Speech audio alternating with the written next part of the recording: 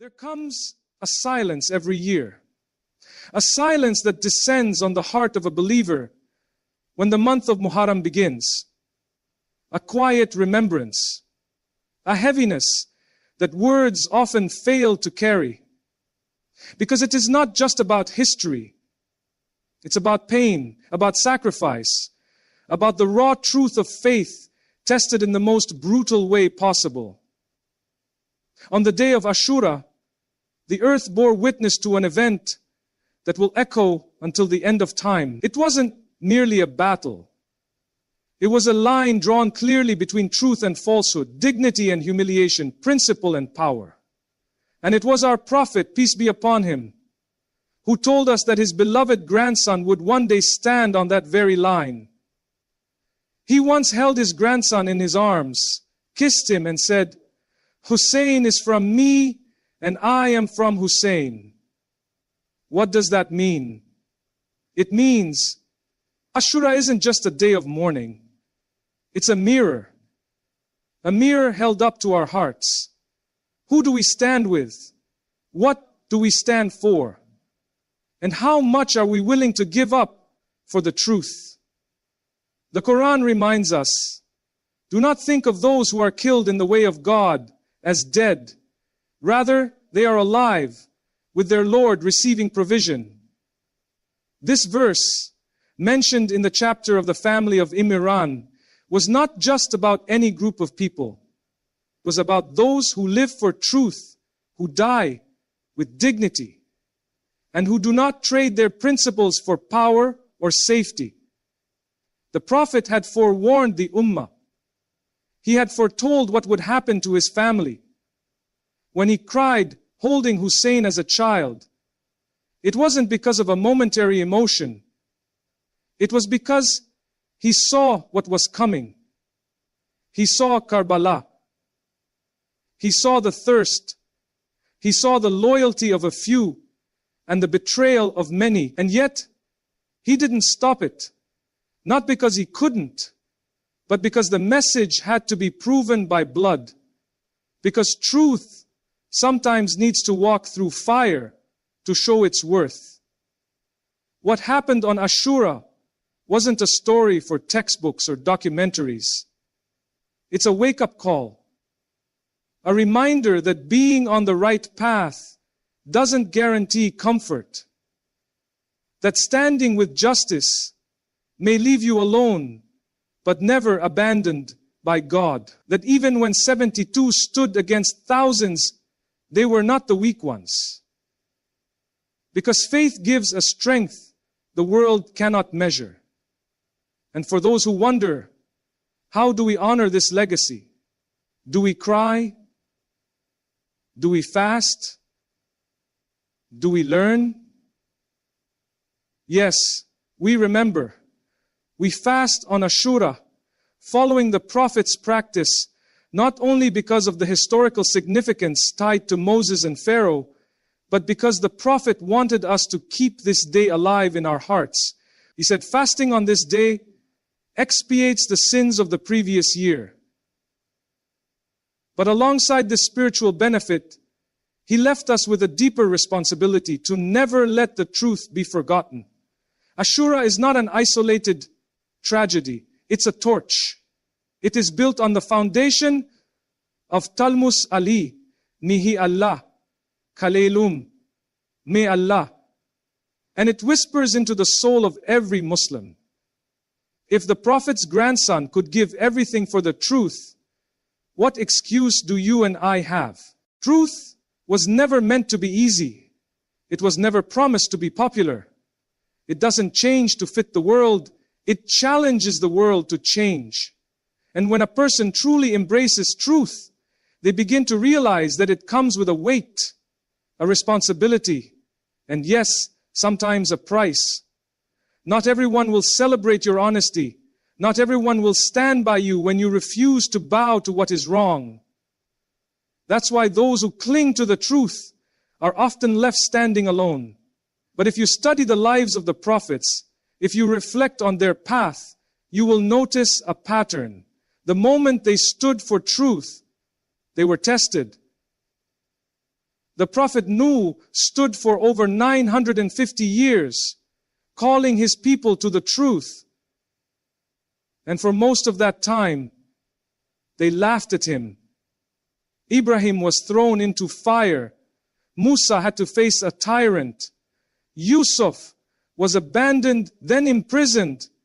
And our beloved Prophet Muhammad, peace be upon him, was mocked, slandered, driven out of his home, and faced war after war. Not because he was harsh, not because he was wrong, but because he refused to remain silent while falsehood prevailed. Truth has a price, and the people of Karbala knew it. When Hussein made the choice to face Yazid's tyranny, he did not expect comfort. He knew what it would cost. He knew he was walking into death, but he also knew that remaining silent would cost something far greater: the integrity of the message his grandfather had delivered. That message could not be bargained with. It could not be diluted. It could not be used to justify oppression. And so, he stood, knowing well that his stand would not save his life, but it would preserve the truth for generations to come. Truth is not always rewarded in this world. Sometimes it will cost you your peace, your comfort, your reputation, maybe even your relationships. But the believer doesn't live for applause. The believer lives for the pleasure of the one who sees everything. Every tear, every silent moment of courage, every decision to walk away from what's wrong, even when it's easy to stay.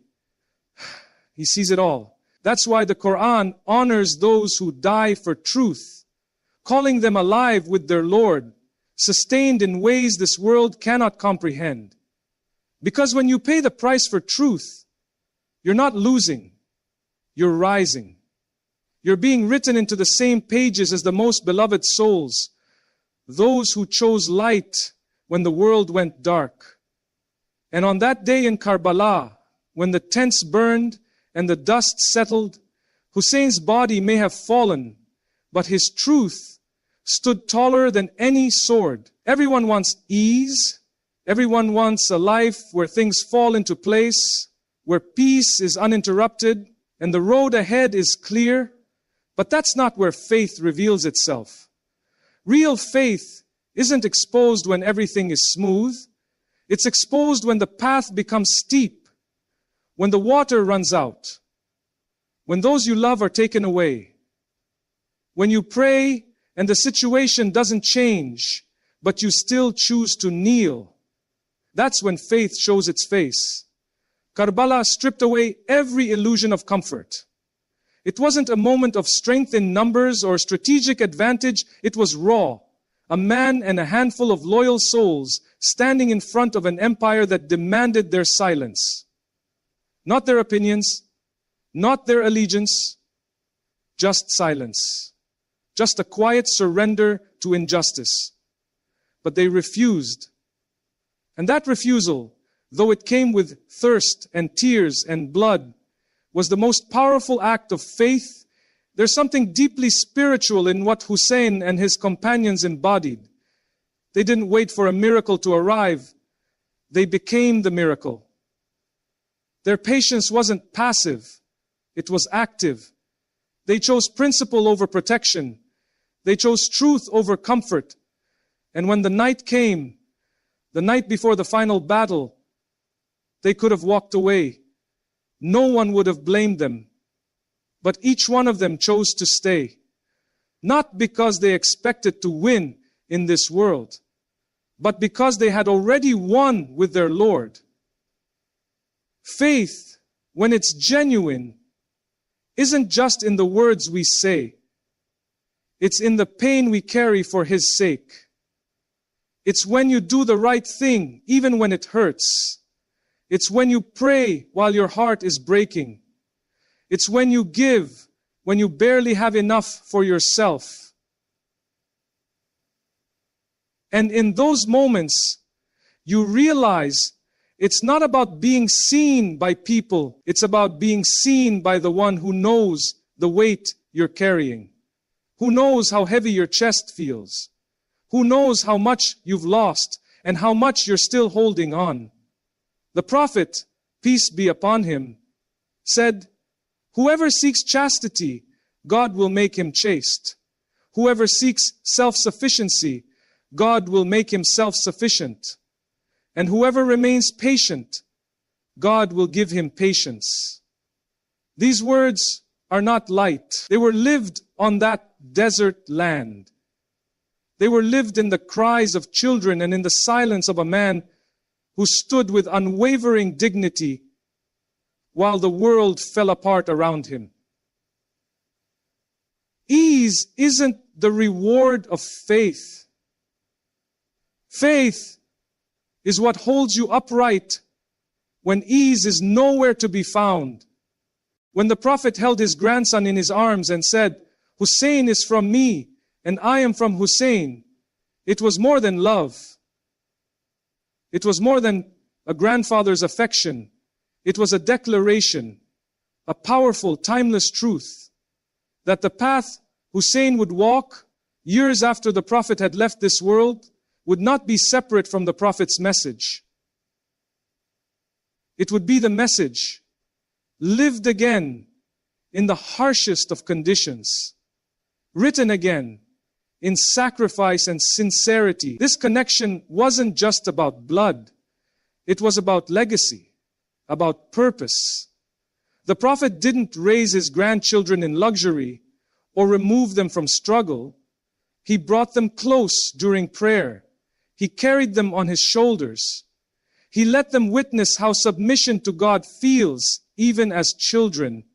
And when he cried, holding Hussein, it wasn't weakness. It was the weight of knowledge. He saw the road ahead. He saw what Karbala would demand. And he knew that his grandson would carry the banner of truth when others would drop it. This love was sacred because it wasn't based on convenience or comfort. It was rooted in truth. The Prophet once said, "O Allah, I love him, so love him and love whoever loves him." When he said that, he wasn't just pointing to a child. He was anchoring the Ummah to something deeper. That to love Hussein isn't about words. It's about understanding what he stood for. The Prophet's love was never shallow. He loved with purpose. He guided with clarity. And that love became a compass for anyone trying to understand what loyalty to the message truly looks like. When you think about how much the Prophet endured for this faith, persecution, exile, hunger, then look at Hussein and you'll see the same thread running through both lives. Both stood against oppression. Both called people back to truth. Both were offered shortcuts, deals, compromises, and both refused. Because truth doesn't bend, not even to survive. It stands tall, even when it's surrounded. It walks forward, even when the world turns its back. There's something heartbreakingly beautiful in how the Prophet's legacy was preserved. Not by armies, not by rulers, but by a grandson standing under the sun, with his family behind him and betrayal in front of him, still holding on to the dignity his grandfather taught him. That kind of love is not ordinary. It doesn't fade. It gets passed down through tears and prayers and remembrance. Karbala was never meant to be a distant event in our history books. It wasn't just a tragedy frozen in time. It's a living message, a lesson that doesn't expire, a reminder that speaks to every heart that's ever been torn between doing what's right and doing what's easy. It's not about names and dates. It's about choices, the kind that define a person's soul, the kind that separate those who stand with truth from those who watch it fall. Every generation needs Karbala. Because every generation faces its own Yazid. Sometimes that Yazid isn't a man. It's an idea. It's silence in the face of injustice. It's turning away when someone's dignity is crushed. It's justifying wrong because it's convenient. And when those moments come, Karbala stands tall as a mirror. It doesn't ask who you admire. It asks, what will you do? The beauty of what happened in Karbala is that it didn't need numbers. It didn't need grand speeches or political power. It just needed truth, carried in the hearts of a few who refused to bow. A small group, a handful of men, women, and even children, standing against a force that thought it could erase principles with pressure. But what Yazid never understood is that when faith is real, it doesn't break under force. It becomes stronger, sharper, deeper. This is why Karbala isn't just a lesson for the oppressed. It's a warning for the comfortable. Because when you're tested, it's not always going to look like a battlefield. It might look like a workplace, a friendship, a screen, a decision behind closed doors. And in those moments, it won't be about how much you know or how loudly you speak. It'll be about whether or not you choose to remain upright when it's easier to stay silent. Our Prophet taught us that the best of struggles is to speak the truth in the face of a tyrant. That's not poetry. That's Karbala. That's the moment when Hussein stood, knowing full well that no army was coming to save him, and still he stood. Because sometimes victory doesn't come in the form of survival.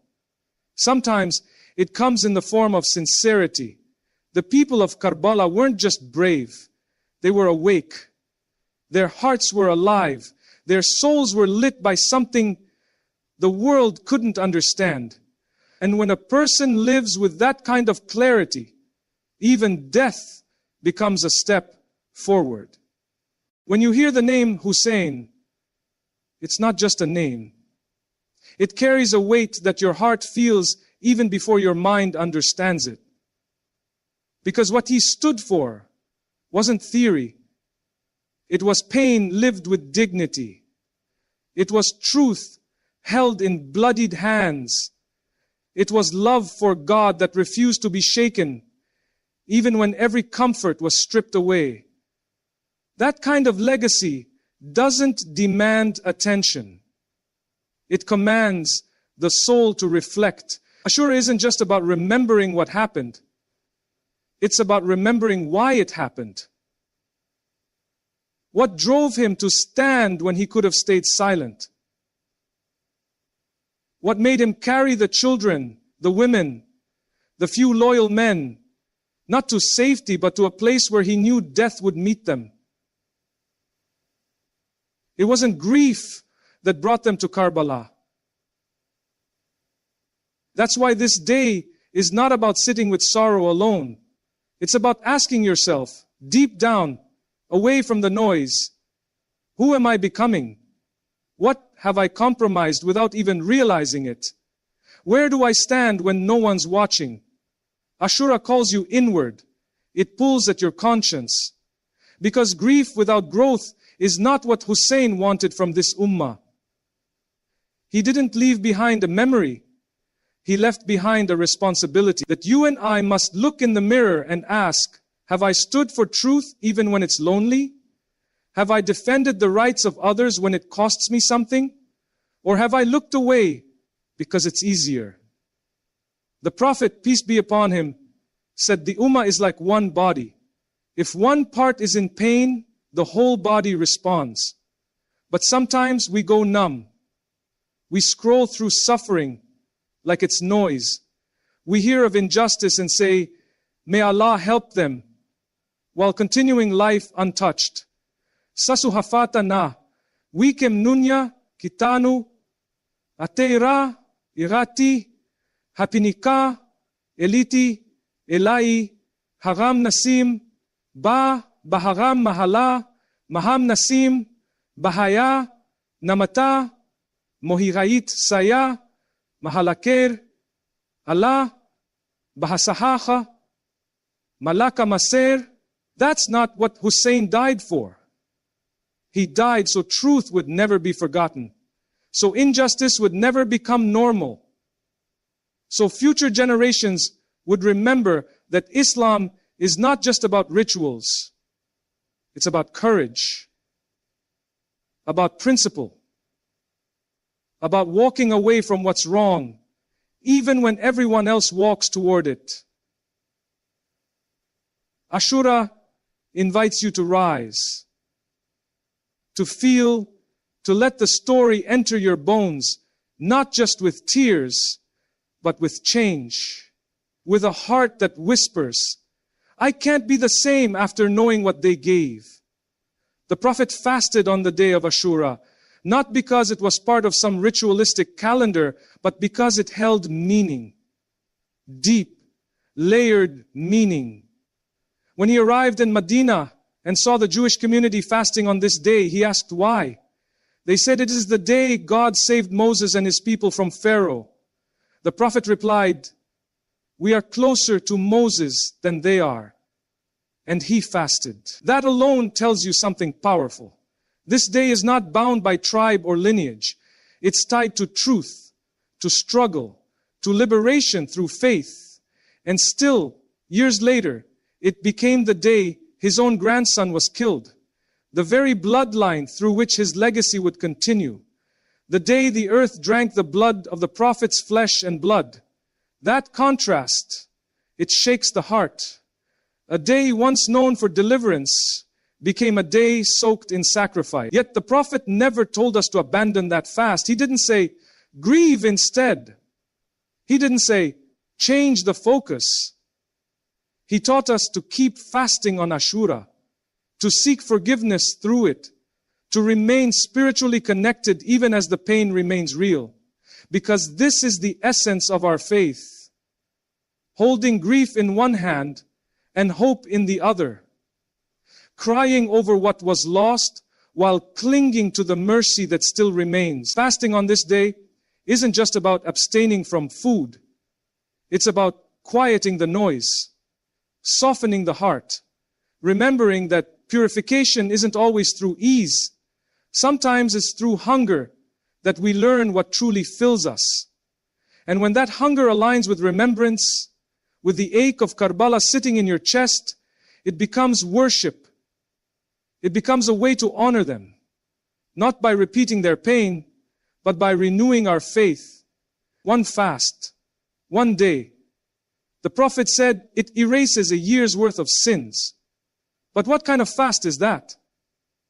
The kind that comes with reflection, with sincerity, with brokenness that seeks healing, not from the world, but from the one who sees the heart beneath every act.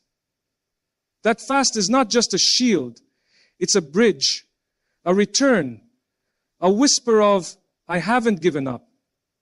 Even when the Prophet stood in prayer, he would cry for his ummah. His love was heavy, his concern was real. He wanted ease for us, but not ease without purpose. He wanted us to turn back, to rise again. That's what fasting on Ashurah does. It's the soul bowing even when the body is weak. It's telling your Lord, you see me and I am still yours. Let this Ashurah be different. Let it be more than a day. Let it be more than a day. Let it be a turning point where truth becomes more than words, where faith becomes more than ritual, where love for the Prophet means living by the values his family died.